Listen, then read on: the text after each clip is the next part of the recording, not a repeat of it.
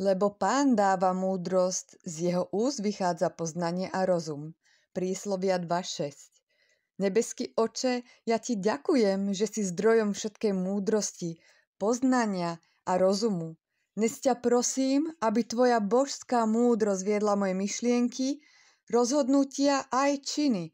Pomôž mi kráčať v rozlišovaní a hľadať tvoju pravdu vo všetkom, čo robím.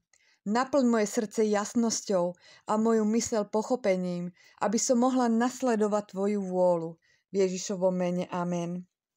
Ja vyhlasujem, že Boh je zdrojom mojej múdrosti. Jeho poznanie naplňa moje srdce a jeho porozumenie usmerňuje moju cestu. Ja kráčam v Božom pochopení a jeho múdrosť ma vedie k úspechu. Ja prijímam jeho vedenie dnes a navždy. V Ježišovom mene. Amen.